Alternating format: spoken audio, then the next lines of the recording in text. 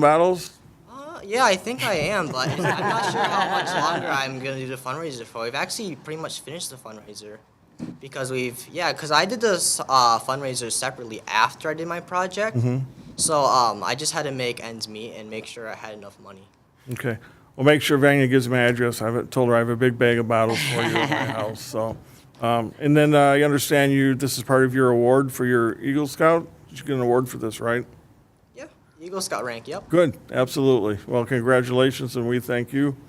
Council, Mayor, can I also ask his sister and another scout member to stand, and his mom and dad, so you can all see his support? that's the vote.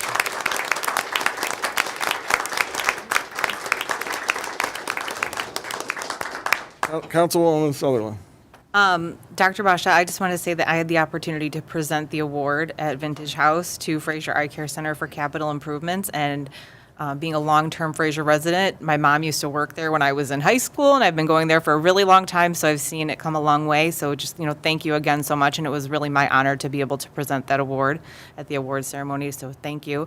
And then to Winnis, I have a 13-year-old son, and I think you were an Emerson kid too, I think, right? So it's just really great to see the great things that you're giving back to the community. So I just want to say thank you. Another Emerson one, huh? Another Emerson one. Emerson. So you know Water. my wife then, Miss Carnegie, right? Aw, Mrs. Carnegie. Now they match.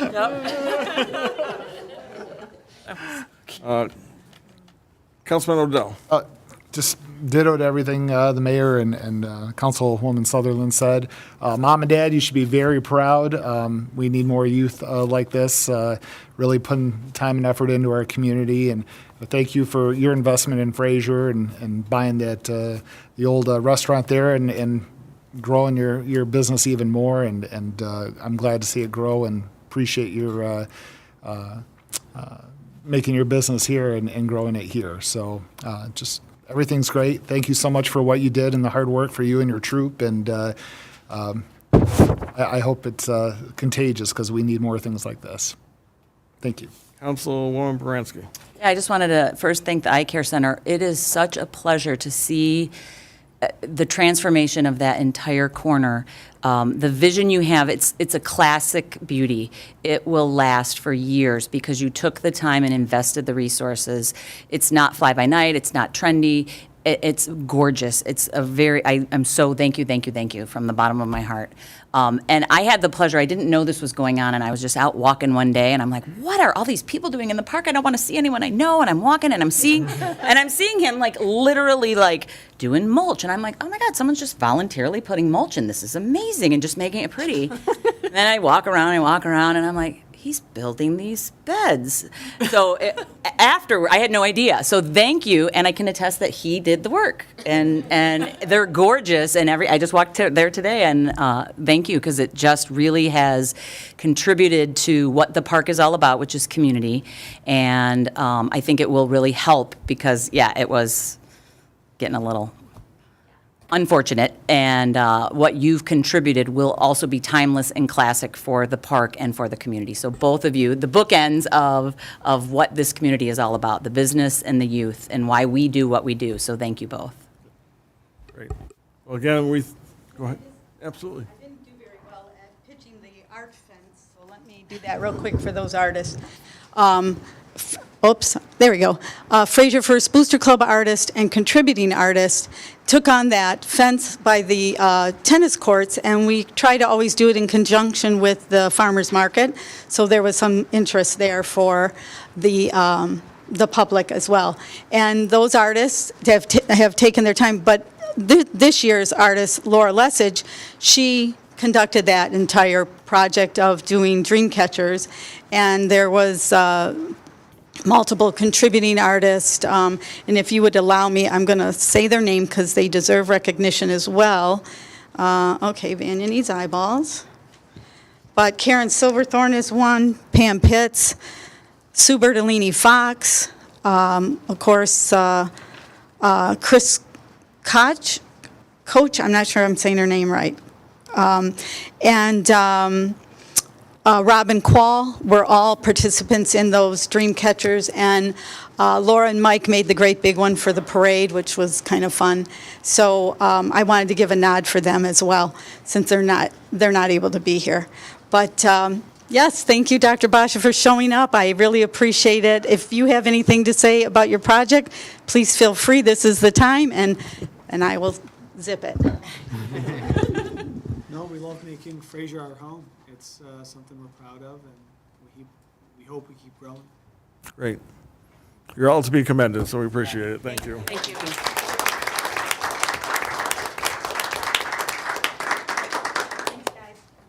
Thank you. Good luck.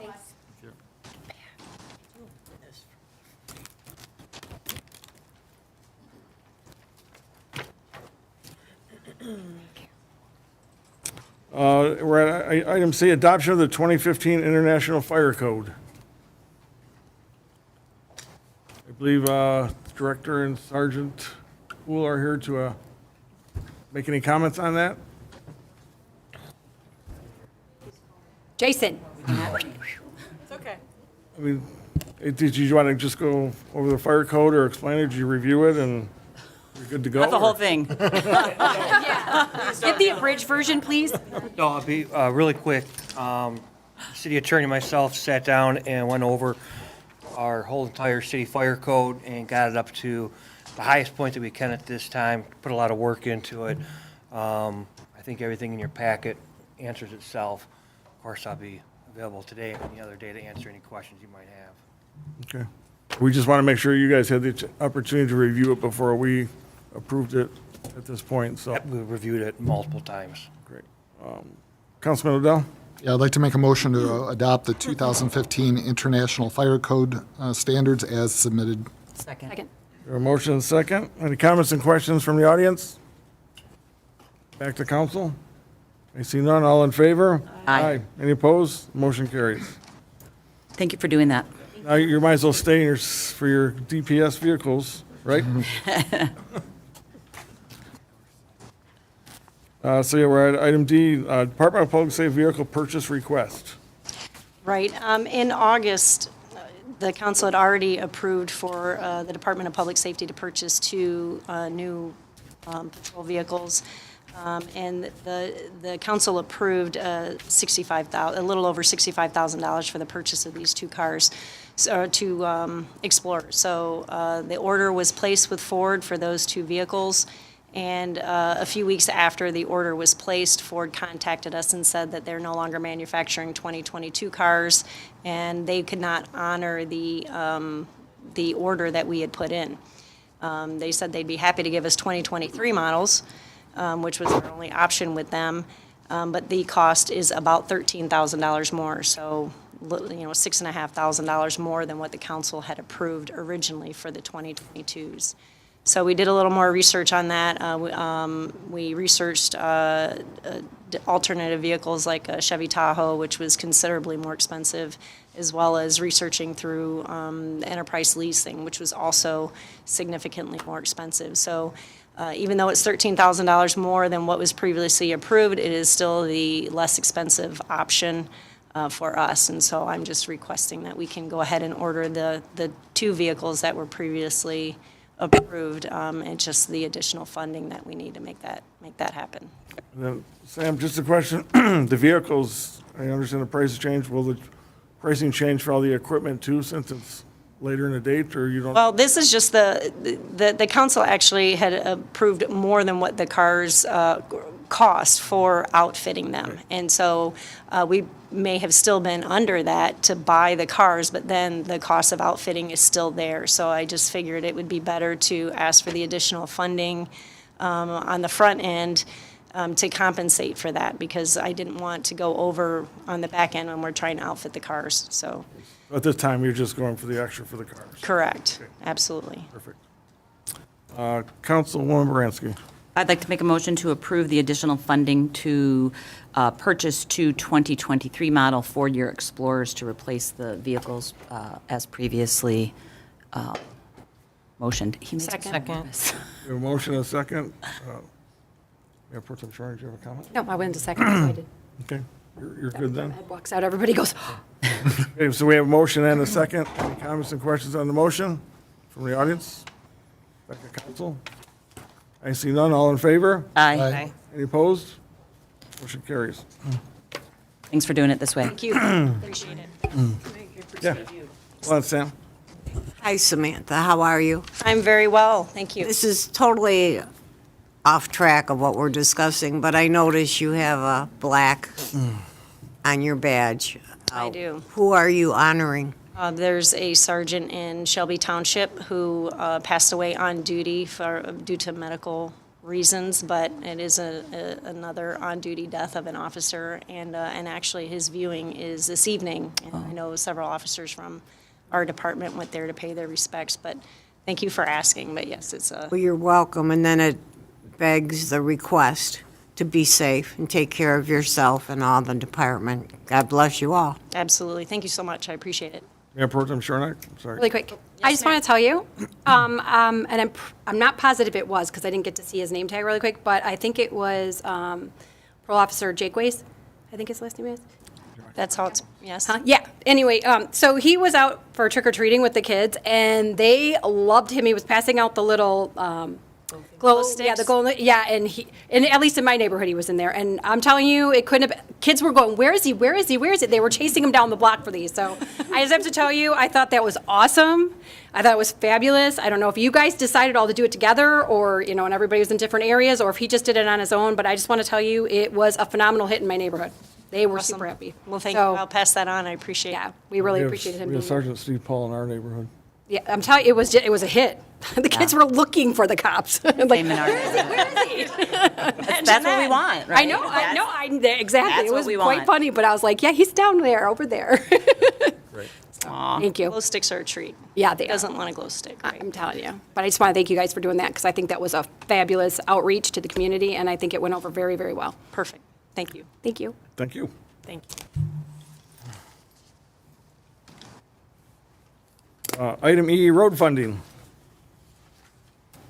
It's going to cost a little bit more than a couple police cars. Always. You think? Deep breath before we go over this. Hey, Good Mike? evening, Mr. Mayor, members of council. We were asked to come tonight and present a high-level overview of the road network and some funding options. You have a copy of the presentation. We made a couple of additions. I believe there was some questions about sidewalk, so we've got a few extra slides in there regarding some sidewalk The items. sidewalks came up, Mike, just so you know, there was a lot of in the city, and Mr. Pransky and Yeah. Mr. Odell, we talked about it, and we wanted to conclude those sidewalk portions as part of, that need to be completed in the city to make those connections. Sure, we've got some numbers that I thought you would. so- show a little bit about that. So I'll be as brief as I can, and then we'll open it up for questions. Presentation, we're just going to go through some of the basic capital improvement planning process, overview of the city's road network, recent history of the condition of the roads in the city. We'll spend some time on the various options that are available for funding road improvements. And then again, the sidewalk network overview, and then some of the funding options for that as well. The capital improvement planning process, we kind of take four parts of information and produce a capital improvement plan. And when we get into roads specifically, we look at things like the surface material, the condition, meaning service life of the actual pavement, consider policy objectives of the city council and administration, make some assumptions on the funding available, and review year over year to see how the program is performing. Network overview, excuse me. So there's a hierarchy of road networks within the state of Michigan. The highest network are your state routes or M routes. In this case, Groesbeck Highway runs through the city of Fraser. Any improvements that MDOT does to Groesbeck are 100% funded by the state. The city will not have to participate in any projects that MDOT does on Groesbeck Highway. Below the state highway network is the county road network. So county roads within the city are all the border roads, and then Utica and Garfield, and 14 Mile Road through the middle of the city. County roads are owned and maintained by the county. However, they do request that the city participate in any projects or improvements on those roads. Whether it be federally funded or locally funded, they typically ask the city to split costs 50-50 with the county for any of the interior roads, or the local share, the 50% that would normally be shared by the city, might be 25-25 with the adjacent city or township. The county does have a locally funded call for projects that they put out. Right now, they're looking for projects for 2024 on county roads, again, with that 50-50 match. The remainder of the network, the roads that you see in blue and orange on the map, are the city's road network. These are the roads that are under the jurisdiction of the city. You have 8 miles of major roads and about 34.5 miles of local roads. They get different money from the state based on their classification. In addition, you also have 2 miles of bike lanes. There's a lot of large diameter culverts where drains cross underneath the roads, and 2 pedestrian bridges along Garfield that are also the responsibility of the city. Road conditions, so frequently or on a regular basis since 2006, we've participated in the Fraser ratings, which stands for Pavement and Surface Evaluation Ratings. Since 2014, you can see in the kind of the chart how we've graphed those average Pazer ratings over time. So again, this is just the city network, the 42 miles of city major and city local streets. And I just kind of wanted to point out the 3 years where we had the road bond program, the additional $5 million that was injected into the road system. You saw an increase in the average Pazer rating throughout the city road network. 2018, that started to tick back down. We didn't have data points for the years 2019 and 2020, but the city did make a large investment on Masonic and Fruhoff in those 2 years. The last rating we did in 2021, you can see it was pretty even. So it takes a pretty sizable investment to maintain your network in a condition that's pretty comparable year over year. The last rating we just completed in 2022, again, we saw a dip in average Pazer rating throughout the city. This doesn't really reflect all of the city's road investment over this time as well. Between 2018 and 2021, the city did financially participate in a lot of county road projects. 14-mile road, 13-mile road, Utica, Garfield, and Hayes were all repaired in that time frame that the city participated in. So while the city has been making road investments that improve the community, it's not really hitting the roads that are 100% city jurisdiction. So we'll start getting into some of the options to fund road improvements. Act 51, this is the public act from 1951 that established the Michigan Transportation Fund. All of the gas tax revenue and registration fees that are collected statewide are distributed to the state agencies, MDOT, counties, and cities through an established formula. Currently, about 17% of all revenue collected makes its way to the cities. For the current state fiscal year, that's about $704 million statewide that goes to cities. Of that, Fraser gets about $1.55 million. And that is split between your major roads and your local roads. And those funds are also used by other DPW operations, wages and benefits, winter operations, street sweeping, et cetera. And Mike, real quick, I just wanted to bring to the council's attention, look at those numbers. Remember, we have 8 miles of major roads, which for major funding, we got 1.1 million. When you get 450,000 to do 34.5 miles of road. So I just wanted to really make that soak in, because some cities may be the same size as us but get more funding. It's because they have more miles of major roads than they do local roads, and I just wanted to point that out. Yeah, it takes, $1 million a mile, so you can see the money doesn't go anywhere. Correct. It's not a lot. Mike, do you want questions during the thing, because the lights are popping up, or? Real quick question. Yeah. Yeah, we certainly can. Go ahead. My question was this, because you mentioned 14 mile. What did we fix on 14 mile? There were just a couple of concrete patches that were right out in front here of City Hall that were done, I think, in 2017 or 18. Oh. It was. Because I was thinking, like, what did we do on, because the 14 mile, I had made the suggestion, and I think too, Mark, that we get a hold of the county and start repairing, do little repairs every year, and that will keep the, and I don't know why nobody does that, but especially on a major road, start repairing them in increments here and there every time, instead of just patching them all the time, because 14's starting to get a little bit rough in certain places, and that's why I was like, 14, what did we do to 14 mile? I drive it every day, and I'm telling you, it needs work. So, Well, I was able to get them to fix 13 Mile. yes, you did. Thank you. Now get them on 14 mile. Thank you. Councilman O'Donnell?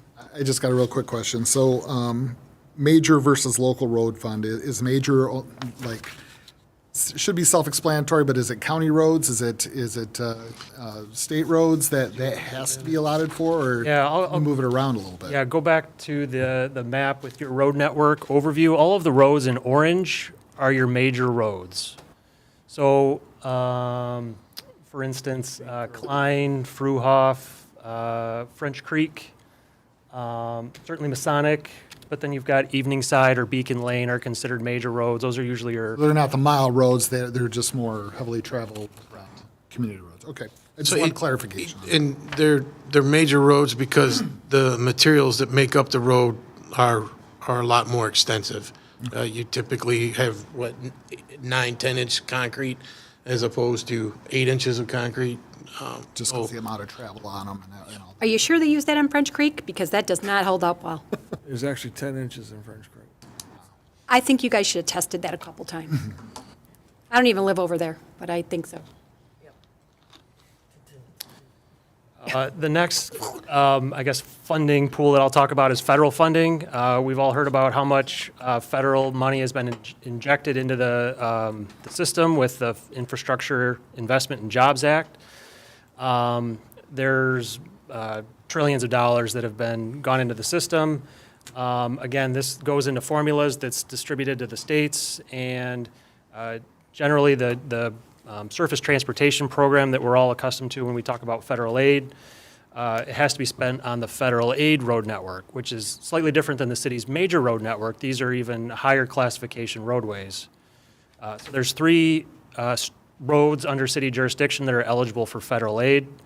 Those are Masonic, Klein Road, and Mulvey Road. So when federal aid becomes available for consideration, it can only be spent on one of those 3 roads that are under city jurisdiction. And that'll fund up to 80% of the construction cost. All other costs are at the expense of the city. Lots of other different funding types, whether it's safety or congestion mitigation, that have very specific purposes or intentions with those federal funds. Other grants that are available, the Transportation Economic Development Fund is one that I wanted to discuss tonight. There's, I think, half a dozen categories of transportation economic development funds. The one in particular is Category A, Economic Development Road Projects, and this is one that's tied to a specific statewide goal to create or retain jobs within the state of Michigan. So if you have a business within the community that is going to leave the state of Michigan because the roads are so bad, and they will attest to that, there is a way to get funding from the state to repair those roads. Those also require a local match that can come from a number of different sources. A road millage is a citywide millage to fund road improvements. Costs are shared amongst all taxpayers. We typically see these as a multi-year capital project. So you'll get a smaller amount of money each year for 5 to 10 years. Usually you make this as part of your long-term planning process. Residents are assessed on a yearly basis. It's part of your tax receipts, and it's specifically set aside for road improvements. We've seen these be very successful in a lot of communities. They'll pass a 10-year millage, and after 10 years is up, they show what's been done, they show what they're looking to do in the next 10 years, and they generally have a lot of support year over year. Yeah, I was looking for this past election, and a lot of communities had a lot of success. I saw a lot of them that all did the road thing this year, besides public safety, and they all looked like they passed. Similar bonding, where you can go out and sell bonds to fund road improvements. Generally, the bond issue is going to be maybe anywhere from 5 to 20 years. It has to be less than the life of the improvement, but you have to spend it in a much shorter window. So we would typically see these for a large project where you're looking to raise a lot of capital in a short period of time and spend it, but then you pay for it for 5, 10, 20 years down the road. There's a lot of other costs that are included with this. You've got financial advisors, bond counsel, et cetera. Just some other financing options. The state has an infrastructure bank where they will process loan applications in a very short time frame. Smaller loan amounts, usually up to $2 million is the cap. If you go with a very small loan, they can review those very quickly. These are typically emergency type situations where you need to get money in a very, very short time frame for emergency repairs. The general fund is always an option for road improvements. Similar to how a couple of years ago the state made a policy decision to inject an additional $600 million into roads every year. That's a decision that the state legislature consciously makes every year to invest in roads at a certain amount. City Council has the option to direct general fund revenues towards roads. Special assessment districts. This is a funding mechanism where the property owners that receive the direct benefit from the improvement are assessed for it based on an assessable front footage that's determined by the assessing department. These can be generated by either the property owners that would be assessed by the improvement or by City Council at large, and then there's mechanisms to override a City Council directed special assessment district. If a majority of or supermajority of the property owners to be assessed did not want that, they could present that with a petition to the city. Again, normally these are 5 to 10-year assessments for the improvements to be made. In a lot of cases, we see combinations of several different types of funding to achieve project goals. Because even the federal funds, there's a match component, and that match component may not be able to be generated from Act 51 revenues. You may have to look to other avenues to fund matches on certain projects. Real quick, I'll touch on the sidewalk network, so non-motorized transportation within the city. The map, if you guys can see, we've got two different colors. The blue lines represent streets with sidewalk within the public right-of-way. The red lines are those that do not have sidewalk within the public right-of-way. There's about 350,000 feet of sidewalk within the city currently, or 70% of your public right-of-ways have sidewalk in front of them. Just for a point of reference, new sidewalk construction costs about $75 a foot is a budget number that we would recommend. To replace existing sidewalk, you're looking at about $60 a foot. Sidewalk ADA ramps, so the corners where you've got the ramps down from the sidewalk to the street for crossings, we usually recommend budgeting about $7,500 per corner to upgrade those to current ADA standards. That just sounds like a crazy number. When you can do a whole block of cement for $70 a foot, and it's the same thing on the corner but two ways, it's almost $10,000. And there's a I know there's a rubber thing that you put in there. And there's a lot of different unique conditions that affect that cost. So on budgeting, we just try and be a little conservative. yeah, it's a crazy number. I have a couple questions for you. Councilwoman Sutherland. I'm just going to back it up just a smidge. The special assessment district, is that what Clinton Township does? They do, yes. Okay, Yeah, so it's not uncommon to areas around here to do that type of. Not at all. They have a special assessment district program that they make available to their residents, and it's usually generated by resident petition. And the city engineering department or township engineering department manages those requests, and they process those through Macomb County Department of Roads. As townships don't own any of their roads, so. Do you have any idea of how that generally goes over with residents? I mean, is it? We've done it once. Yeah, How'd it go? Actually, it was fine. There was a little court over at Industrial. yeah, same thing. That was the property owners petitioned the city for a special assessment district.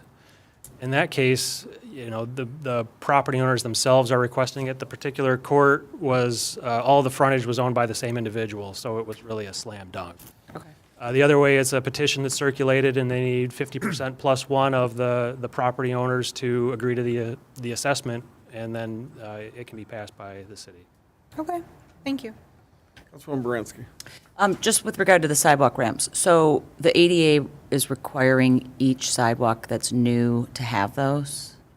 The $7,500 ramps at each Detectable intersection? Warnings, yeah. The Americans with Disability Act from 1992 required these, anytime that a sidewalk ramp is upgraded, that you bring it into compliance as to the extent feasible with the project. Okay, so if we were to do a sidewalk, say on Mulvey, we'd have to add 15,000 for every road that intersects it, because we have to have a ramp on both sides. Correct. So we want to make sure we do it where there's less. Okay, I just wanted to, unfortunately, I was hoping you were going to say no. It's like a NASA part. But we want to do it right. We want everyone to be able to use the sidewalks. It's just a tough pill to swallow, how costly it is. Thank you. And I think that number more reflects a replacement, so finding an intersection where it's currently not compliant, that includes removing the infrastructure that isn't there. If you're building new, it may be a little bit less, yeah. Councilman O'Donnell.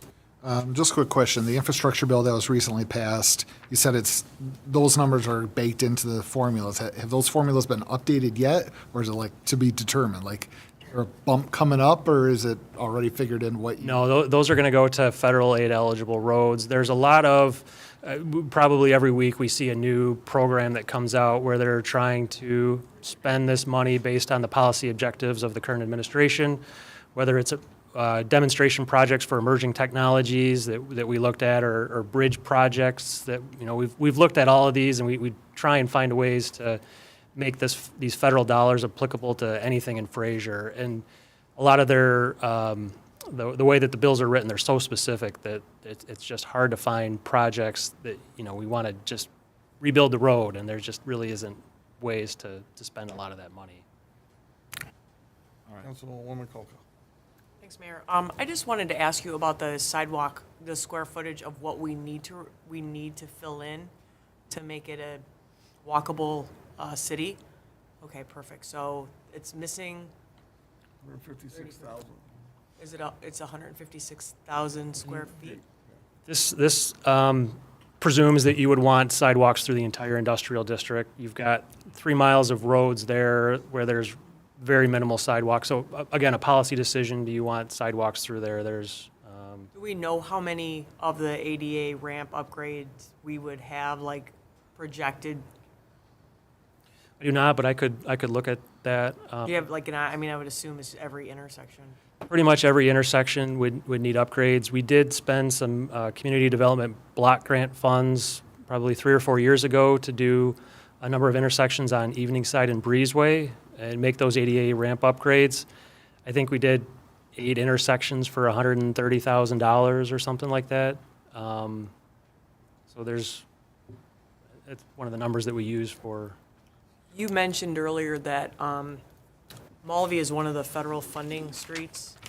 We could put sidewalks on Mulvey even though it's a federal mandated, or however you want to characterize it as. We would still be able to do that as a city? Yes, 100%. All right. For me, I feel like Mulvey is the most dangerous road in the city as it relates to no sidewalks. Mulvey and Utica needs to be finished. Well, yeah, of course Utica, but it just is all red. Yeah. Well, and it's eligible for federal funding. Like, ding, ding, ding, ding. Got school over there and Reynolds. And it meets the criteria of non-motorized transportation vulnerable road users. So some of the options, Act 51, that is the major road funding that you get, but there is a provision in the bill that requires that you spend at least 1% of your Act 51 dollars on non-motorized transportation. There's a kind of a cap on that. It's a reasonable amount, not to be less than 1%. For 1 year? it's basically every 5 years. You have to show that over a 5-year period, you've averaged about 1% of your revenues towards that. Also, I wanted to point out with our funding, because I just did some calculations. For local miles, we're pretty much average $13,043 per local mile for a year for Act 51, and it's $137,500 per mile for major. And as the mayor pointed out, rule of thumb, it's $1 million, correct me if we're wrong, it's $1 million a lane mile if you were gonna do a replacement. So, and we're getting $13,043 for a local road. That's peanuts. Some other funding options for sidewalks. There is a federal funding option, the Transportation Alternatives Program. The state of Michigan gets a pot of money of this every year, as does SEMCOG. And a lot of the IIJA money did go to this. They've increased their funding by $5 million a year for the next 3 years for non-motorized projects, and they will fund new sidewalks and sidewalk replacement for sidewalks that are substandard. So if you've got 4-foot sidewalks and you're supposed to have 5-foot, they would fund those types of improvements. That's an application they will pretty much take year-round, but they'll evaluate quarterly for funding eligibility. Again, general fund, special assessments, same kind of things with those two funding categories. The sidewalk repair program, this is kind of your traditional sidewalk repair program where property owners are notified of deficient sidewalks. They have a defined amount of time to create or produce the repairs themselves. And if not, the city will come in and do those and assess them for those repairs. That did not go over well, trust me. It's been discontinued for almost 20 years now.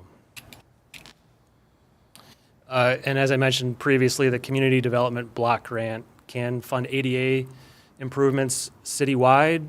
Generally, CDBG funds can only be spent in CDBG eligible areas, block grant eligible areas, or on certain facilities like your senior activities building. ADA ramps are an item that can be completed across the city with this funding source.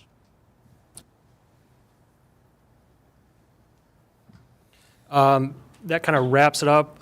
Just for a couple of numbers for consideration, I know a lot of this discussion was generated on needed repairs in the industrial district. We've run some preliminary estimates on how much it would take to reconstruct all the roads in the industrial district, which is the fix that we feel is appropriate for that deteriorated condition. We're estimating about $18 million to do all the roads in the industrial district. Again, that's about 3 miles of roads. They're particularly wide roads. So where Mark had mentioned $1 million a lane mile, that's for a 12-foot wide lane. These roads are 36-foot wide. Extending the math, you're about 9 lane miles worth of pavement in the industrial district. There's too much work to be done in a single year or 2 years there. We anticipate it would probably be a 3-year program.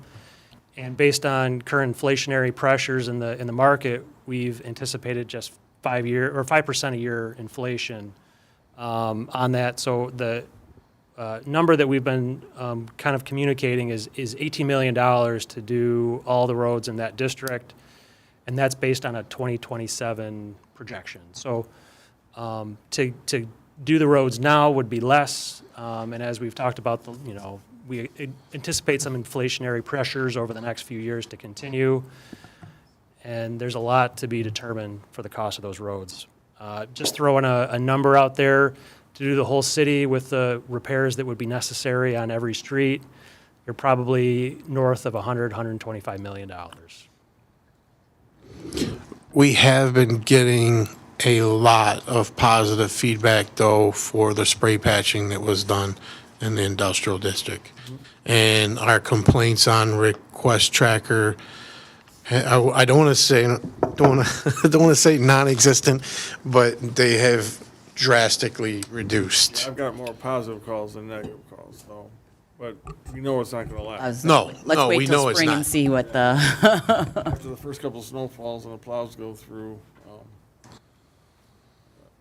No, this is really good information, Mike. You know, my position or opinion is, you know, we need to have the road commission meet a couple times and pinpoint a couple things, including all three subject matters, residential, industrial sidewalks, where we can get the best opportunities for the grant money and target those first and start filling out paperwork. I mean, you just gotta get something going. Suzanne, Councilman Culker, you were next. Thank you. Mike, so what would be the next step then? If we decided we wanted to actually go in this direction of doing a bond or talk about funding, right? What would be the next direction? I mean, maybe our pretentious city attorney over there. Wow. Paid attention. You had him at pretentious. I got his attention.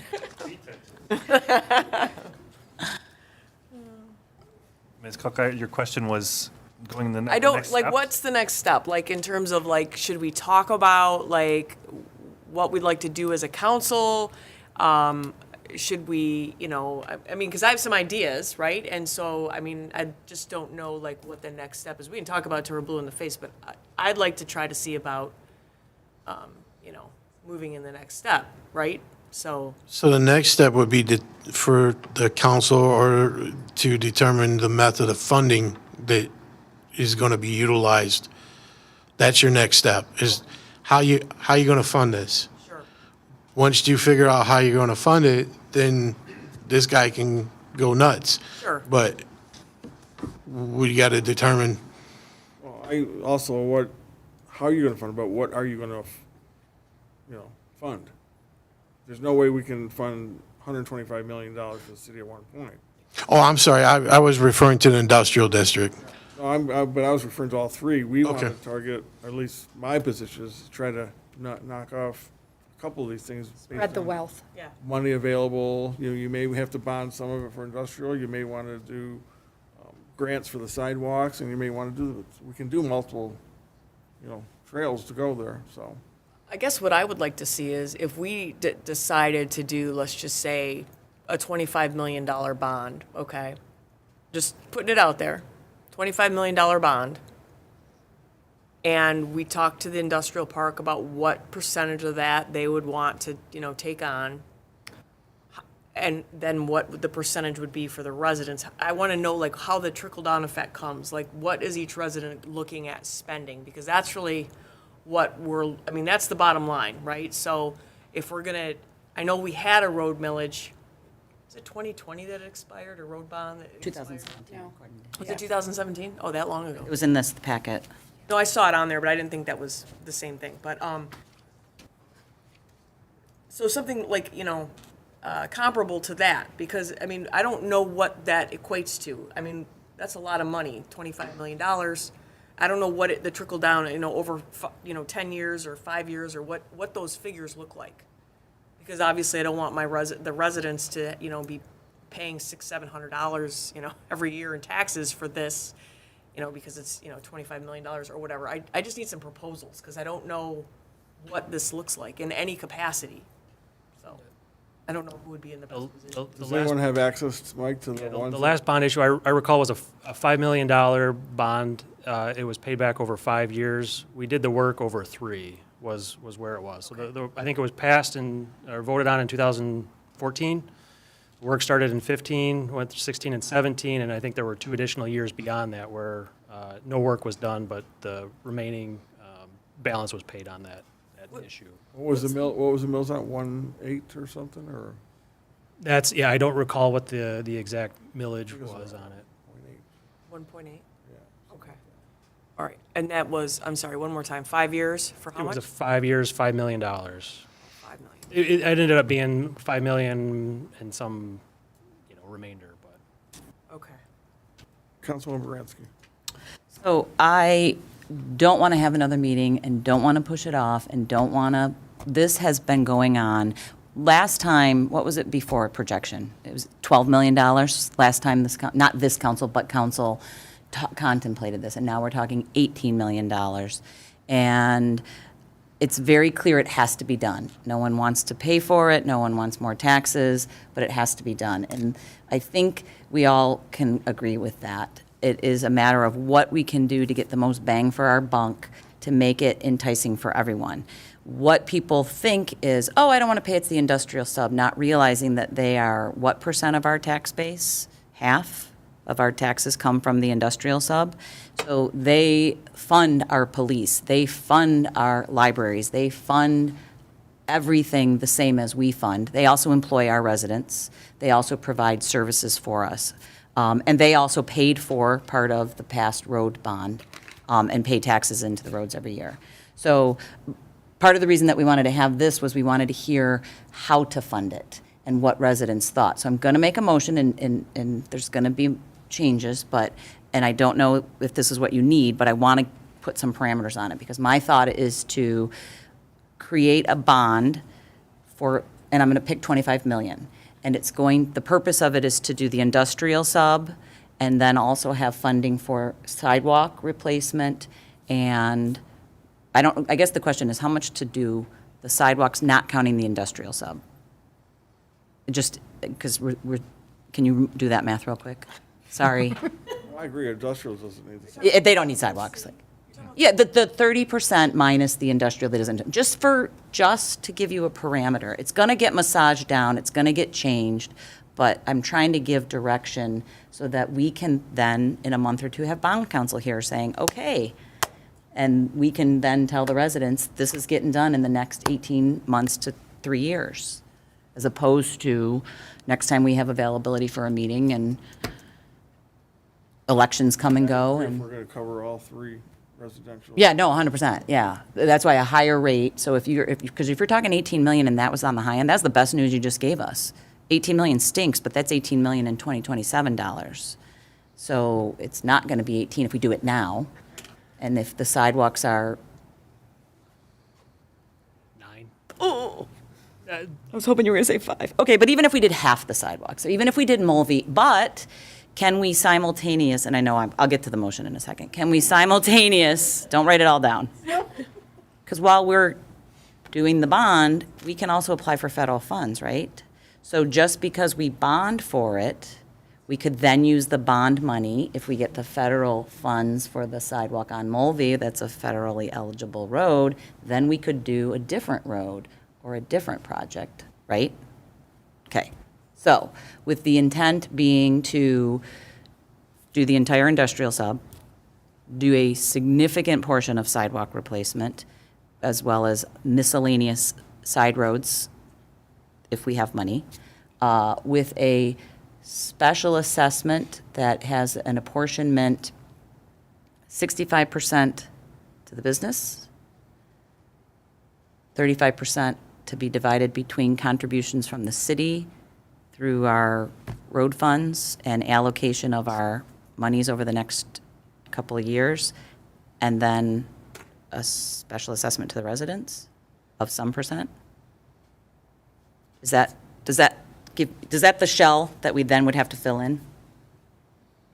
Yeah, I believe so. I think you touched on a couple of different points in there. So I don't know if maybe Don might have got more on what the breakdown would be for the various types of funding that would be required to achieve that. But Well, I get that we're not going to have 10 million for the sidewalks. That, well, I mean, yeah. we'd probably be So lynched. if, I'd probably lynch myself if I approved that, like.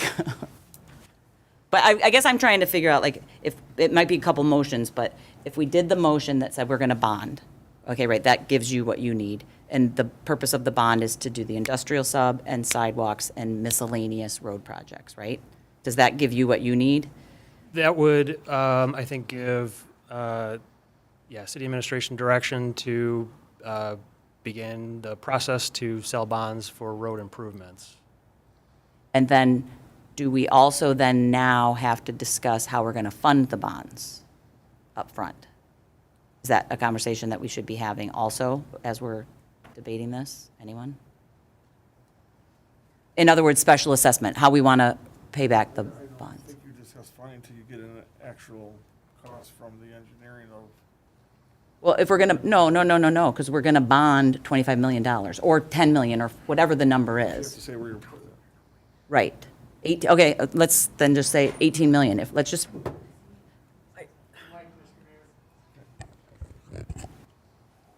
Like, I thought when we met, and I'm trying to, because I thought when we met, we talked about the fact that we could do that. We could take the 18 and then add more on, and then we could do an apportionment between the businesses and the residents with some money coming from our, Correct, right. So you need the money up front to do the work, and then you're going to get paid back for that over 20 years. Right. And that's where you're looking for those percentages on how to recoup the cost of the bond to pay it back.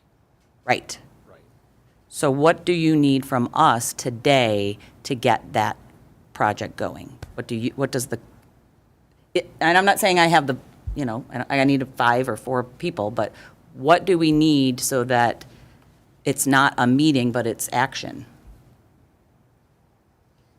Anyone? Well, I think giving those parameters of what you're looking at for the SAD for the industrial Okay, is very helpful. uh-huh, Probably something about what kind of proportion you're looking for any other SAD. mm-hmm, And then also really what kind of amounts you're looking for like residential streets versus sidewalks. I mean, already the 11 and the 18 million, you're already over Yep. 25. yep.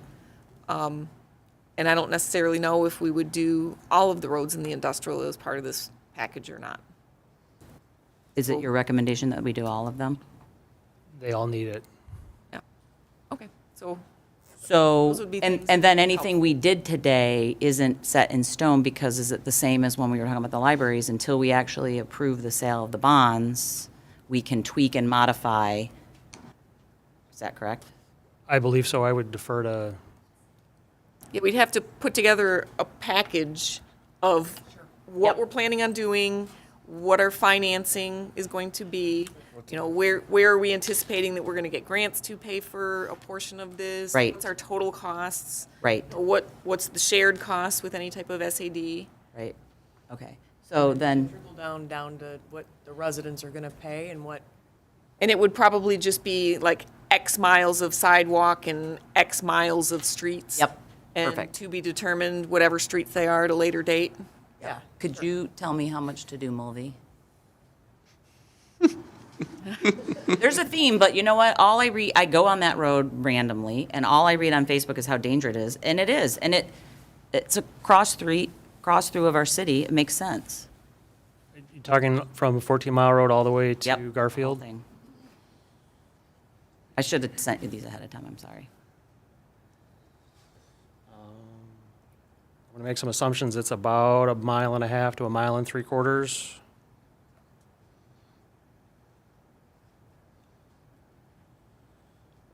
You're probably $1.5 million. Okay, which is what it cost for Fruhoff. When all was All in on Fruhoff. Yeah, if you're just talking sidewalks on Mulvey, awesome.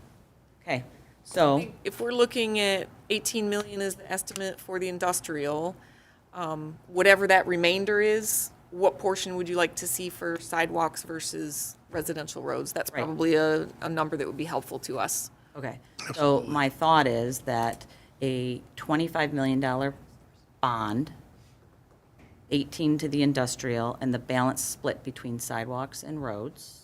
50/50? Yep. With the consideration being that it would be 65% funded by a special assessment to the, thank you, industrial, and then that 35% between the residents and what we would need the math. We would need to know how much we have in the bank towards that, because maybe not, I guess that, I'm Part of the putting formulary will be that Act 51 money that we get Right. through the terms as well. Right.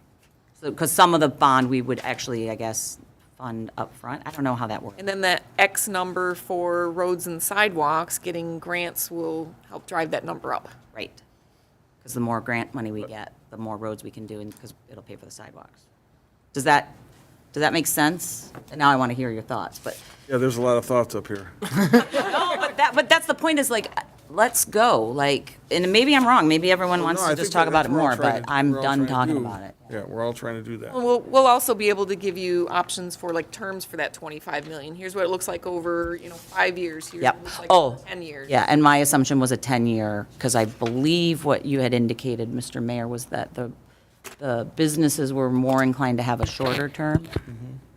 And would that be a 10-year term would be deemed shorter? Okay, so that would be my proposal. It's not a motion yet, but that's my proposal, that's the direction I would like to go in this project and with these needs. And now I'll be quiet. Mayor Pro Tem Shortnick. I'm not adverse to that. However, there's a couple things I would want up front. One, based on the Paisley rating, I want to know which residential street. We know the business district is a hot mess. We know that part. So take that out of the equation for a moment. I would want to know which streets, residential streets in Fraser have the worst Paisley rating.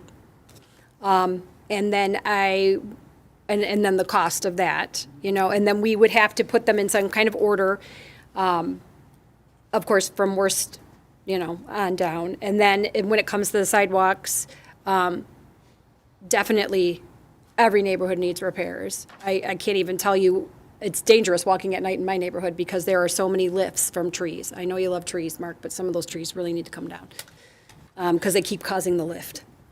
But anyway, that being said, so I think that the project we want to do is twofold. And the part of that is you guys going out and assessing where the sidewalk needs to be repaired the most, where it's seriously trip hazards. Because I can tell you, again, just walking my neighborhood, how many there are that are literally trip hazards.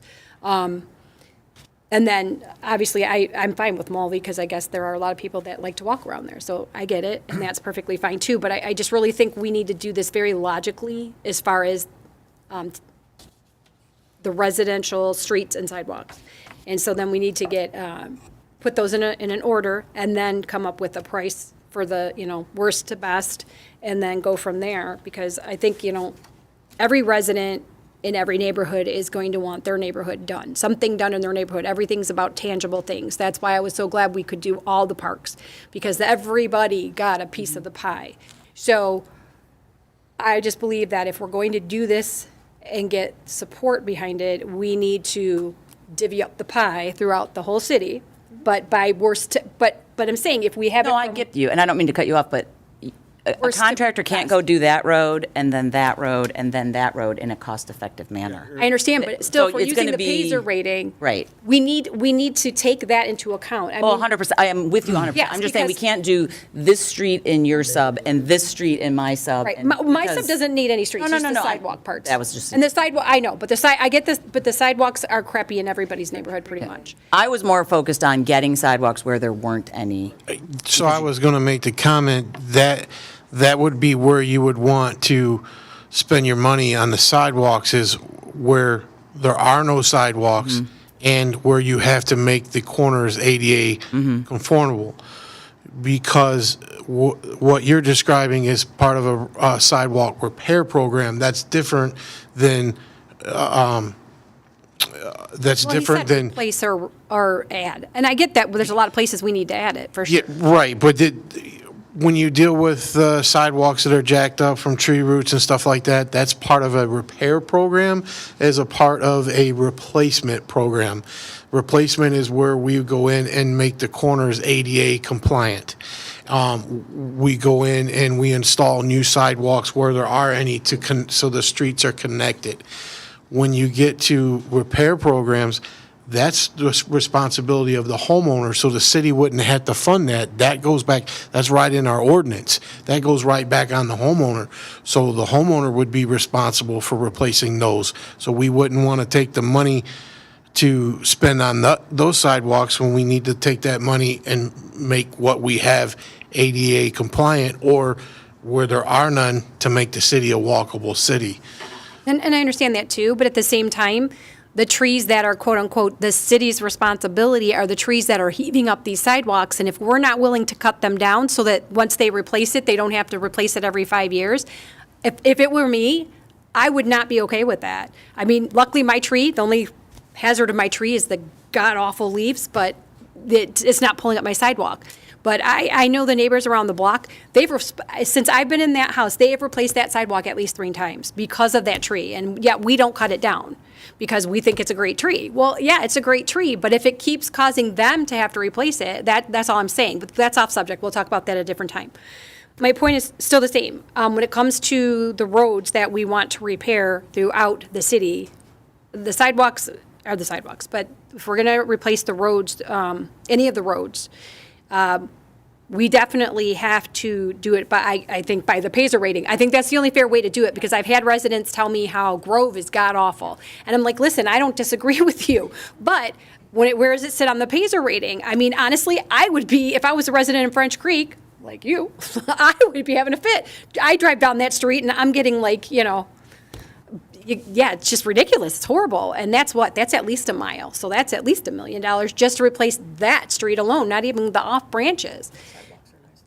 Well, good. I'm glad your sidewalks are good. So I'm just saying that, so if we're going to do this. That makes sense, yeah. Yeah, I want to do it from the Fraser ratings on the residential streets and then, work our way back. And then maybe come up with some kind of program that, I mean, in this trying time, I don't know how people are going to take that as a special assessment. I know, I'm just saying, I think we should definitely have do nothing, like, when has the industrial sub been done? Oh, no, absolutely, we still have to do the industrial sub. All I'm saying is, I mean, okay, then that's fine, 18 million. Whether you pay $100 or $150, that's probably the math we're talking about, right? Over this 10-year difference for a household. And it was trying to get the residents something, and I'm with you. I know. We're all like, I'm not trying to, but to get them something, because otherwise they pay $100 and they get nothing, because it all goes to the industrial sub. That's also an option, if that's what the council wants to do. I liked Mr. Mayor's idea, and so that's where I capitalized on it. No, it is. It makes sense. Total sense. Yeah. Total sense. If you're going to be taxed, get something for it that is tangible. As you said with the parks, everybody's happy with the Yep. parks. well, not everybody, but yes, Majority of just about. Never going to make everyone happy. Sorry. Councilwoman Sutherland. So I just wanted to, I don't know, potentially maybe be a bit of a Debbie Downer. But, I mean, I know that sidewalks, I've heard it from residents also that it's very popular and we want to make it a walkable city. But, we do have some residents that live in areas without sidewalks where they like it. And that was part of the appeal of buying their house, right? They like the sprawl that goes from their front porch to the street. And, I mean, I live in a house like that and it doesn't really matter to me, six of one, half dozen of the other. But trying to just think proactively, are there any, and maybe this is a Don question, are there any potential challenges or costs that could be incurred by the city if we just go into an area where we're like, well, you don't have sidewalks now, but congratulations, you're getting them whether you like them or not? I mean, that's something to think about too. Because if we're going to spend all of this money and then we're going to have areas where they're like, now you're taxing me to put in sidewalks where I don't even want sidewalks, I think that that's something that we want to think through as well. So are there any potential challenges? Waiting for a question, Concerns, risks, costs, yeah. Consent of the homeowner. Yes, of course we can, and it's our right of way. The concept of a right of way is the right to use it as a way space. So the question I think you're asking is more, nobody likes the word political, but it really is. It's more of a gauging the temperature of the residents and seeing if they even want that as a general rule. Cost factors, Mike and Mark might have some ideas for that too. The unexpected things that could come up would be if we ever had to take part of someone's front yard or had to take a little strip of lawn or grass and do a condemnation type of thing. I don't know that would happen. They'd have to analyze, I think, the engineering of that whatever strip we're talking about to see if there's any risk of that or any need for that. From a liability side, no, it kind of runs with the property, so it's not like 15 residents can suddenly say, we're just not going to pay. I mean, it doesn't work that way. And it would follow if they sold to the next person, the next resident. Nothing else really jumps out at me. I mean, these are pretty routine, pretty normal things for municipal government to do. It's just a question of when, how, and then the funding. Just thinking about that too, and where the residents already are, with taxes, myself included. Oh, no. We have a road committee, right? And we're making those decisions about, yep, we're just gonna go ahead and put sidewalks on Mulvey, which I agree. Go 25 down that road, for the love of God, please. But, yes, speed bumps, but, I mean, you might have, a nice little farmhouse on Mulvey where you don't want a sidewalk, so getting that resident feedback, talking it through, and gauging that temperature before we just say, we're putting sidewalks here and you're paying for it. Well, so what do you do if they say no?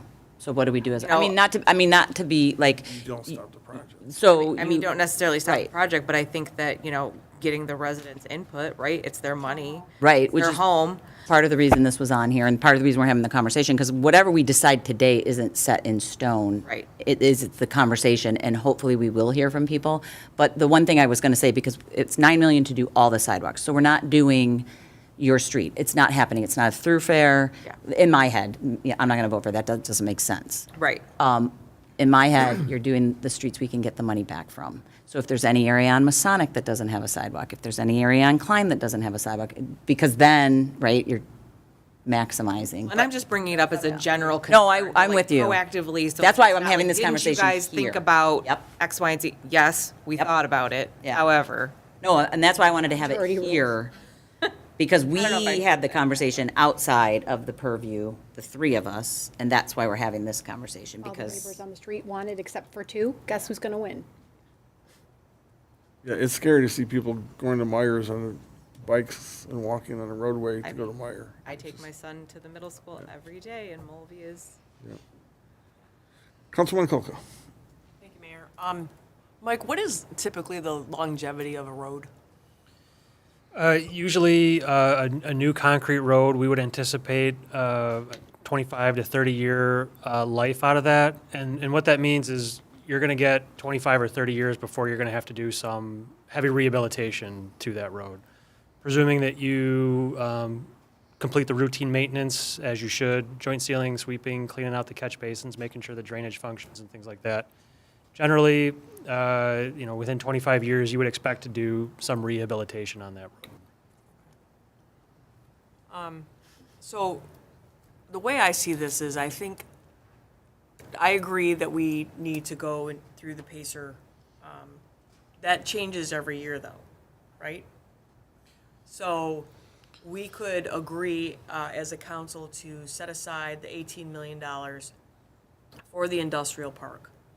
And my biggest issue, and I'm kind of switching gears here for a minute, is I need to know what the money is going to look like that trickles down to the residents. Because we had, we had to raise taxes, we've had to implement PA 33, and I want to see what this money looks like. If we're talking, and I don't want anyone to take this the wrong way, but I know that over the years, the millage has gone down from the time that we first implemented it.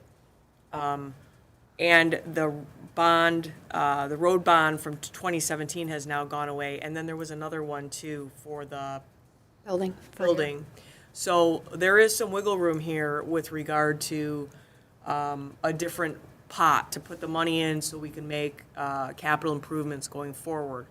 And I think given that all of those things that have kind of come together, I think we do need to go down this road. But for me, I want to know like what it's going to cost, because if there's some way to finance 30 million and it's the same price, and then we can look at putting aside 18 towards the industrial park, we can have some projects that we want to talk about, and obviously with Mike and with your guys' input, and then we can like have like a 3 or 4 year plan of roads that we want to do based on the PACER rating. We can also talk about during budget time, having money put into the general fund that we budget for major roads for that year. And even if it's a smaller amount, that's great because we're not going to need a ton of money that we're going to have to put in, like with Fruhoff. I mean, we almost had to budget 100% of that. That was not money that it was money we got from the taxpayers, but it's money that came out of general fund, today. So I think there's a way to do this. Yeah, because I think they can give the answer because they gave it to us in the meeting. So if you took 25 million and you said that worst case scenario, the residents paid 35% of that, that'd be 8.75 million, right? And then if you paid it off over 10 years, how much would that be per year? You guys did the math for us because I was like, oh, 8.75 mil, I don't want to pay that. And then you said, wait, it's over 10 years or something, right? Yeah, and I think we were talking in the context of a typical industrial parcel. Yep. For, I think, that dollar amount, I think we had, I don't recall right offhand, but it was, I think the typical industrial building was going to pay like an additional 10,000 a year. And if they had 150 feet of frontage, again, I don't recall it. I'm sorry, because I'm with you, Suzanne, because we did do that math, remember that? And it was palatable for the residents. yeah. It's not scary, it's not eight mills. Right. It was, It's not $300-400 No. a household like it was with No. PA 33 Yeah. when that was passed, because I think the average was a- household paid like $350 or something. Right. Something like that. I don't remember exactly, but, because I know I paid like 7 something. bonded $8.75 million over 10 years and paid it back, how much would just with the residents, how much would they pay? 8.75 million over 10 years. I'd have to get back with you on that. I don't- Well, it'd be 7 years of similar libraries, Yeah. less than a mil. One of the things that, Pay 1 mil a year then? I don't think, is it the same, I don't think that the calculation is the same for the library mill versus. Yeah, right. one of the things that I wanted to point out in addition to the industrial district, when we're talking about repairing some of the other roads, one of the things that we're going to utilize not only is the PACER rating, but is going to be the condition of the water main on the street, because then we will roll the two projects in together, replace the water main and the road, and then you can use half that road can be funded from the water fund, Oh, I see, okay. right? Obviously. Right, and obviously, we don't want to put a new road on a street that has a crappy water main that we've had Yeah. umpteen breaks on, right? And then. We mean my street. And then have a water main break on a new road. So I just, I know it's not. I just wanted to point that out, like, in College Street is a perfect example of one that we're going to do that exact same thing with. Okay. No, I think that's great. I mean, and obviously, if we were to do a projection for the next, after we set aside the money for the industrial park, we can do a projection of what we'd like to see done and why, and then we can talk about it. We can, and we can have 2 or 3 projects going on at once, and then kind of, see where we're at, and then it'll be money that'll be there. It's not like we need to spend it on day 2. But that also would be numbers you would bring back to us, right? If we gave you the consensus that this was the consensus of the will of council, then you'd be able to come back and say, here's the roads we recommend, here's how much it costs, here's how much it would cost the residents if you did 35%, 25%, 10%. Yes, that's how. So because I'm with you 100%. All of this is conceptual, Right.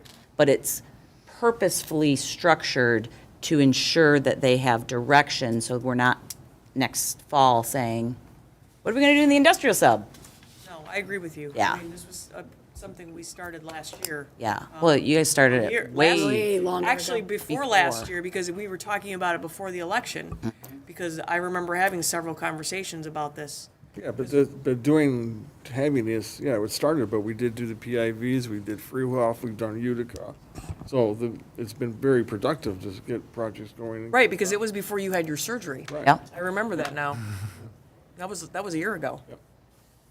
So we've gotten a lot We need to done. get moving on. So is there anyone that, Wait, I don't, oh, is there more one lights? more. Sorry. I And just then- kind of, yep. Okay, so I agree, that's, 25 is a good number.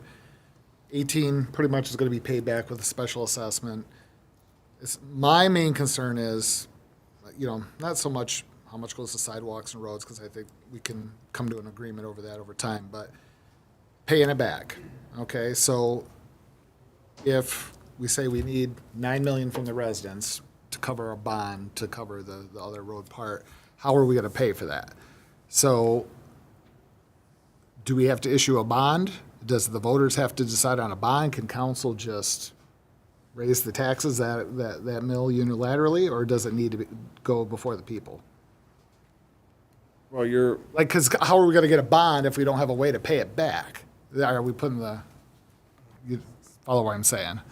Or do you not? well, you're asking for, I think you're asking for all the money up front and then bonding the project out. Right, okay, let's say we do a Challenge $25 million yeah. bond, but, okay, they're gonna issue the bond, and we know if we do a special assessment, that's You where get they're gonna. 25 million. Right, but you get 25 million up front, but, we're gonna get some of it back from the industrial residents if we issue a special assessment there. The roughly $8 or $9 million for the roads and the sidewalks. How are we gonna come up with that money to pay back that portion of the bond? To get even the bonds approved, does that increase in taxes to the residents need to go to the residents to vote on? So we can't get a $25 million bond without it going before the people first? That's the special assessment to the residents they were talking about. Okay, just a special assessment in general, okay. I didn't know if it had to go before election, okay. Good That's what question, though, yeah. It doesn't. So we could just raise the taxes to cover that if the council decided to do that, to make up for the portion that we think that we're gonna need to make up. So, But they are getting, Not that easily, but yeah. right, but they Well, are getting in general, benefits from the projects, as there's, roads are getting updated in the subs, sidewalks are getting completed in the city. Right. So there's a reason, like we said, there's 3 steps to this: industrial, sidewalks, and residential. So everybody's chipping in something. Yeah. And the sidewalk purposefully hoping to get federal funding. Yeah. So we pay 20% of that 1.5 million on Mulvey is a no-brainer. That is good use of your money. Plus, we can use the CBGB funds, Correct. and we can use those year after year in repayment of the bond as well, correct? Don't know how you would be able to use those to repay a bond. Generally, the CDBG is awarded for a specific project that you would apply for. You just wouldn't use that money. All right, so yeah, then you just short the bond and just take that money. So yeah, just robbing Peter, Yeah. just switching GLs. Yeah. God. And I believe the only thing we have to be careful on is with some grants, you can't be trying alternative funding ways for a project and also apply for some grants, right? That is, most of the federal funds that we've been talking about do allow other, You can do both? Okay, because I know some we tried before. If you're applying for one, both ways, no, you have to pick one or the other, so. right, they won't let you use federal funds to match federal funds in a lot of cases, but if it only partially funds the project, there are other. Okay, I see, we just gotta be careful with that. Yes, you do. Councilman Blanky. Thank you. Mike, I have no recall of the streets in the industrial sub. Have they ever been replaced at all? Nope. There was some work on Malin, I think in the early 90s. 97. And there's a couple of other small areas that were repaired, all about the same time. Mid-90s, I think, was when a lot of the. So what percentage of that area would you say was, If I recall, Malin was slightly less than a third of all the road length in the district. because didn't it go up in the 70s, the late 60s and early 70s? Most of the district was. 60s. Okay. And that's where I was taking this, if, let's just say the early 70s. So you're talking 50 years. And that's hard to imagine, for me, to even imagine, But it's like, I don't recall, when you say in the 90s, in the early 90s, I think it's funny, Don, Joe was mayor. I was hanging diapers or something, I don't know. But anyway, I guess what I'd like the residents to know, just from a historic and a wisdom point of view, it is due. That industrial sub is due. And it's like I have fought on this side for abatements and IFTs and all that. But they, you know, you look at the logo of the city, which has been done many times, they're in a partnership with the city. And like Councilwoman Bransky said earlier, they have paid their taxes all these years, over 50-plus years. They've helped us to grow. They've helped us to become who we are.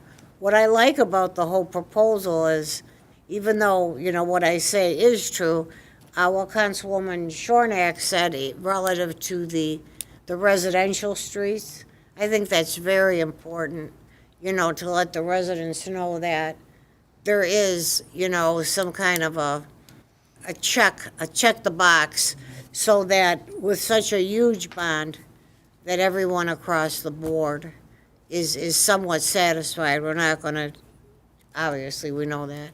So anyway, that's just how just in summary, I think it's a good plan, and thanks. Councilwoman Kolka. Thank you, Mayor. This would also, obviously, if we did this is a great step forward in bringing new business and into the industrial park, right? And, you know, promoting our city. There was something else I wanted to ask you, but I was really interested in what Councilmember Blanky was saying, and I totally lost my train of thought, so never mind. Oh, that's it. I'm sorry. I remember now. When I started this conversation about making sure that we knew the amounts that were going to be projected back to the residents, it was because of the fact, and it's to Councilman Odell's point, is that we need to know what we're going to be making our residents pay, because that's the most important thing here. We need to be able to do all these things, but obviously don't make it too much of a burden for them. And that's why seeing those projections would be very helpful, because we might be able to get more bang for our buck. We might be able to reasonably fund $30 million. I don't know. I haven't seen any of the money and how that trickles down. So that would be the first place I'd want to start. But I do think the industrial park has to be first, and then what we have left, and we can then go through our PACER, talk about Mulvey, anything that's federally funded, anything that we can get, you know, a slice of the pie, take away, so we can then use that money, like the CBG money, what is it, whatever it's called. We can then use that money, because we won't have to use it for that, right? So then we have that money, then if we can designate $500,000 a year in the budget, we are then making progress as it relates to our future investments. So that's all I wanted to say, and I think it's a good plan. I kind of think we're mostly on the same page, all of us. Councilwoman Baranski. I think we're all on the same page, and I'm going to make a motion or a direction that we direct council and AEW to bring back the information needed to effectuate a plan that would bond $25 million, that would apportion the industrial businesses to pay 65% of it. And, oh, did I say it wrong? Not 65% of 25 million. Right? Industrial sub is 18.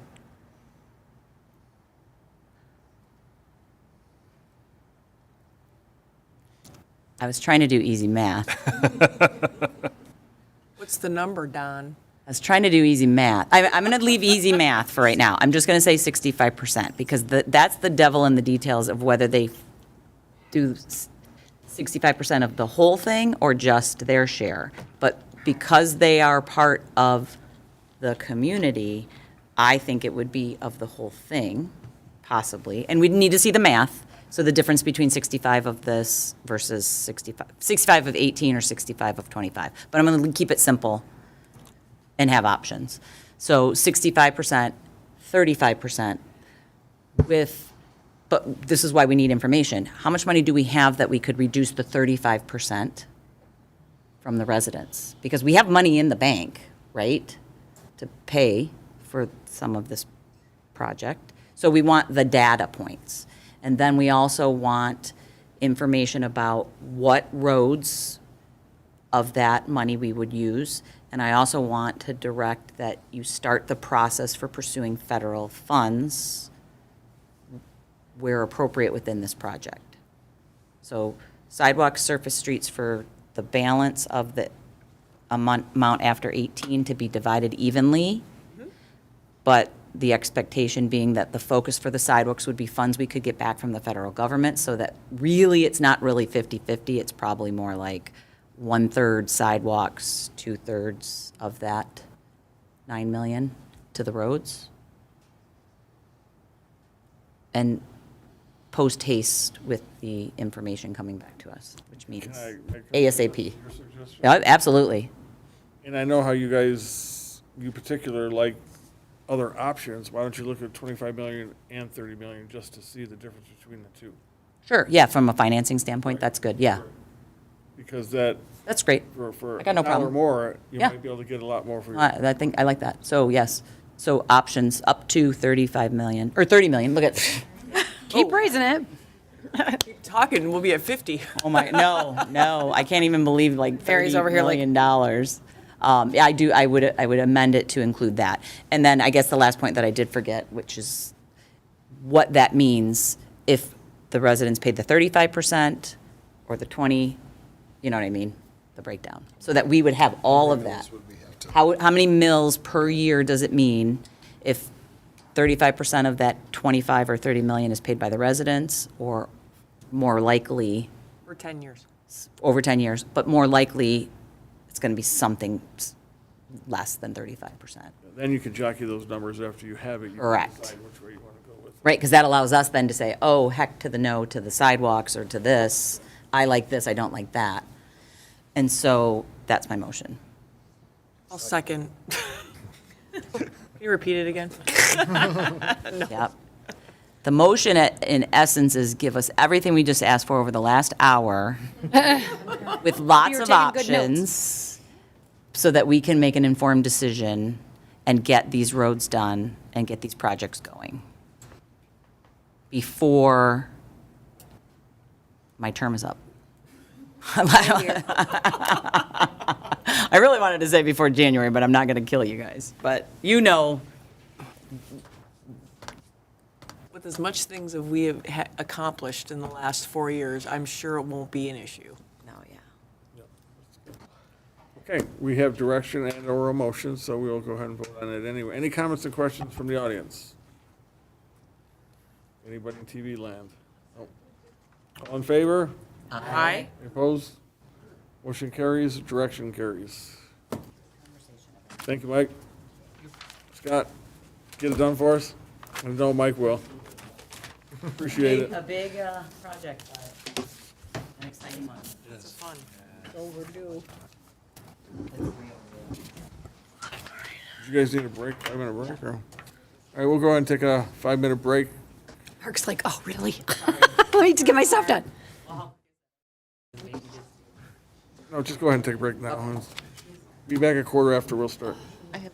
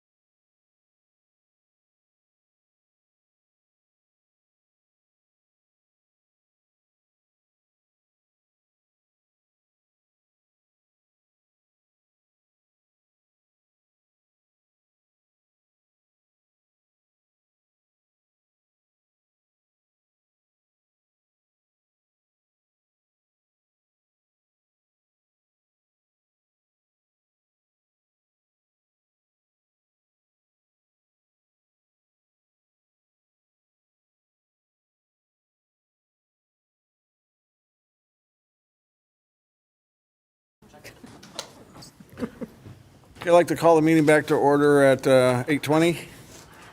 We are on item 7F, HVAC units for City Hall.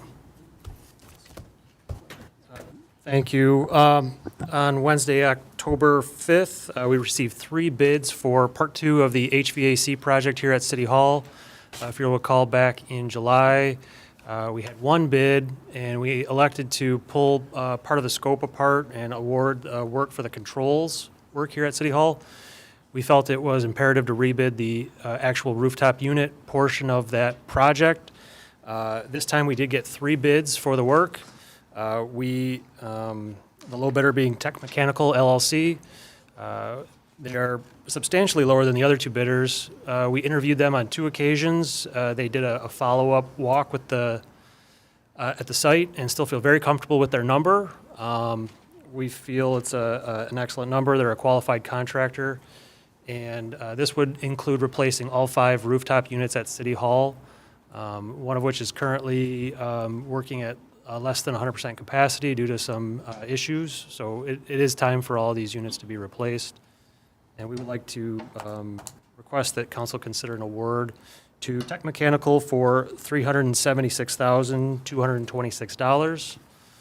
This would require a budget amendment of approximately $78,301 to get to the budgeted amount of $570,000 for the HVAC work here at City Hall. And these are not typical, like overseas Japanese units that we're gonna have issues with? Usually when you get cheaper. Right, it's a train unit, so there's train units on the roof now. It's the most cost-effective replacement. The components all fit better than if you were to go with a different manufacturer for the unit. They do come with the manufacturer's warranties that would be transferred to the city upon installation. There's the typical warranties that you get on parts and labor for the contractor installing. There is a substantial lead time, though, we're hearing 30 weeks or so to get the units in. Councilwoman Sutherland? So then, does there need to be a motion for a budget amendment as well, or just? Do we need to do 2 separate? Yeah, do we need 2 separate motions?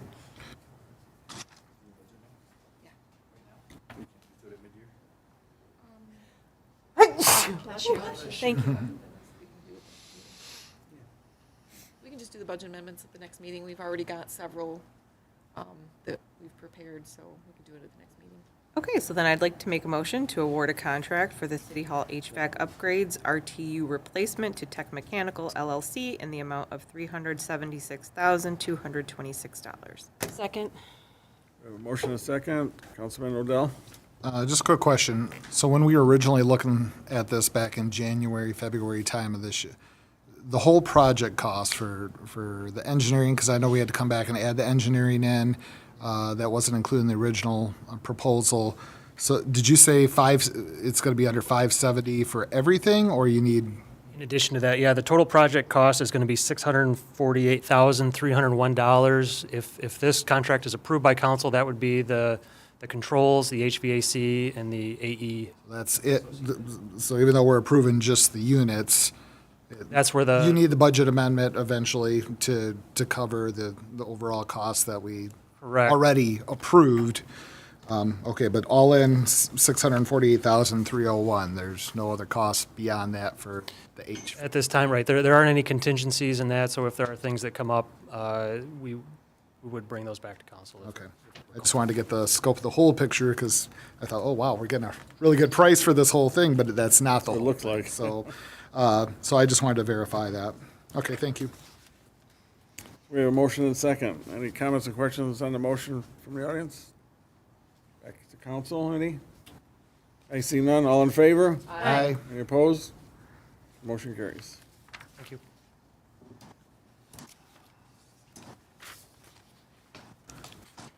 Item G, Bumgarner House. Pro Tem Schwank. You don't even need to talk. Okay. You can, and by all No, means. I'm good. I'm just saying, I was going to make a motion to approve the roof for the Bumgardner House. Second. At the cost of $11,800. It is well needed, so. What is the cost?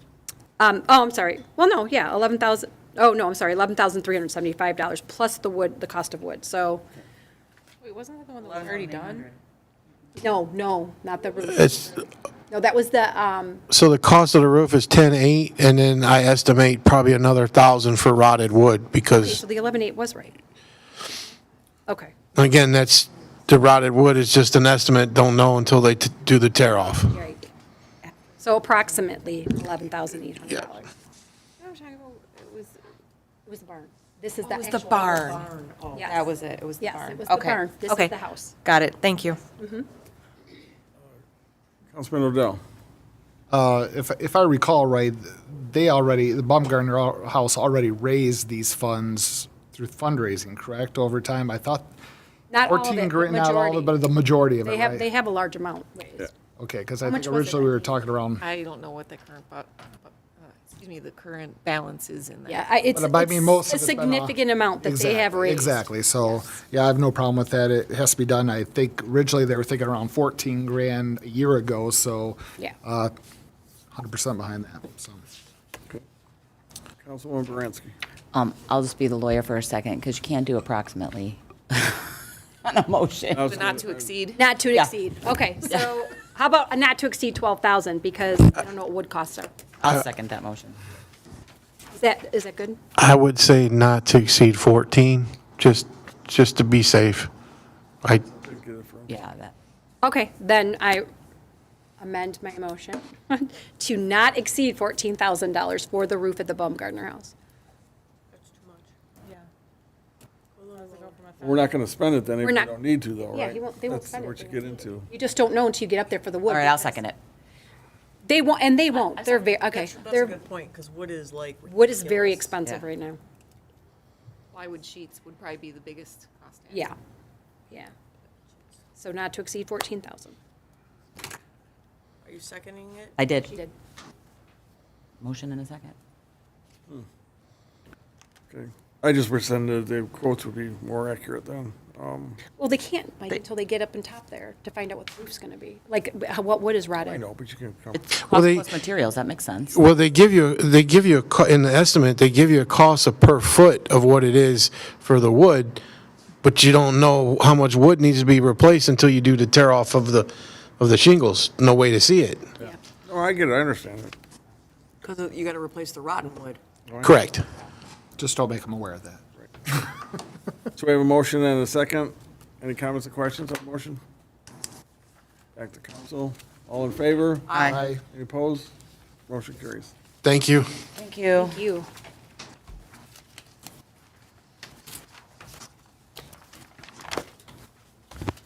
Returning business, the library board bond presentation. Library team, you can come forward.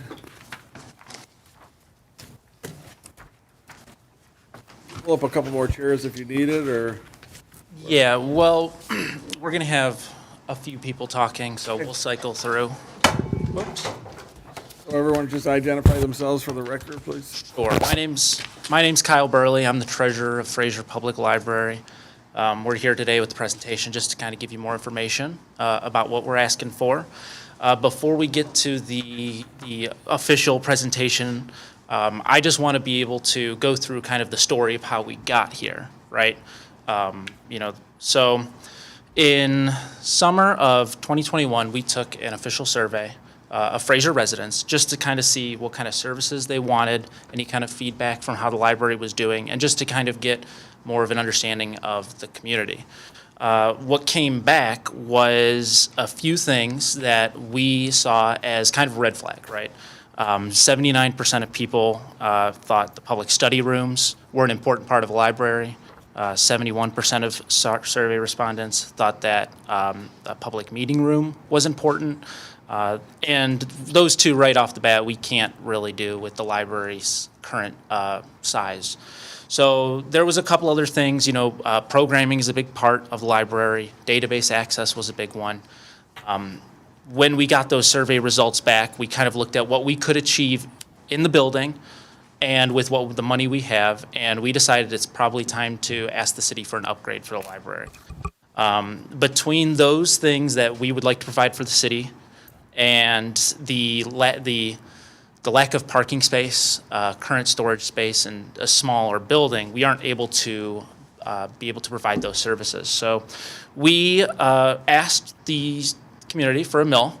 In the survey, we did ask what residents felt comfortable with for an expansion of the library.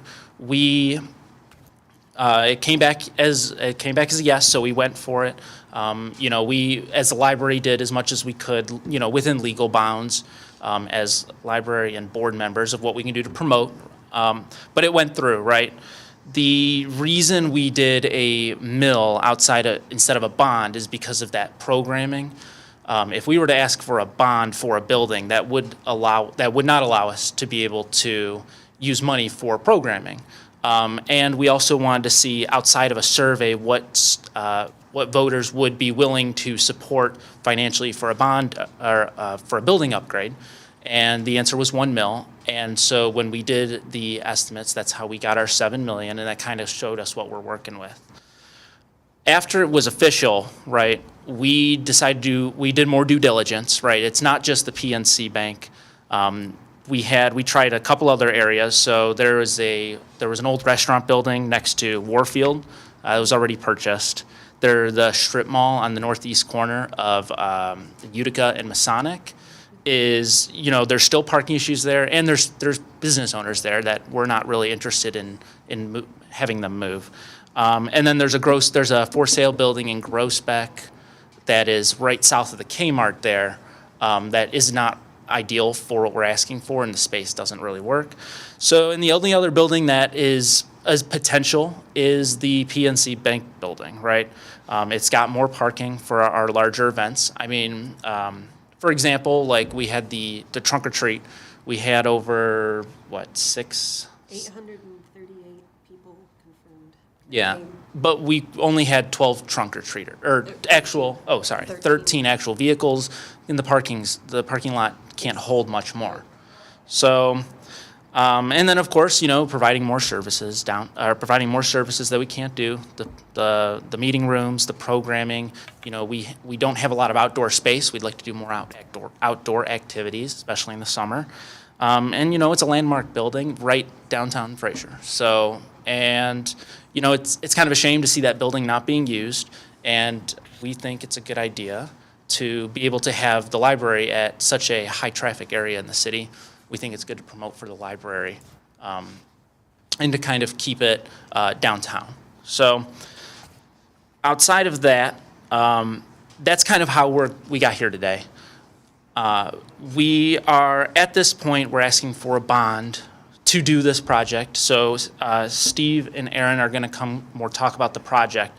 But I just want to tell you guys about the process of how we got here, and just reiterate for the record and for anyone who wasn't here last meeting, that this bond is under, this bond will be approved under the arrangement that the library will be paying for the full thing. So it's not going to cost the city, it's not going to cost taxpayers any additional money than that's already being paid.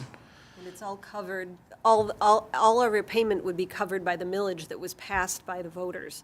This is not, we're not going for anything else. This would not be an additional cost to the voters. Correct, yeah. The only reason we're asking for a bond is because we're not legally allowed to do so ourselves. So that is why we're here today. And yeah, so with that, I'm going to hand it off to Steve and Aaron, and then after they do the presentation, we're all lined up for Q&As, okay? Thank you. Thank you. Thank you.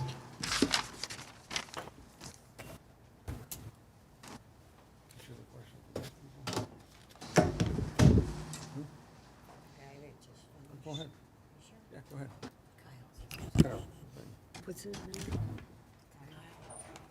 Kyle?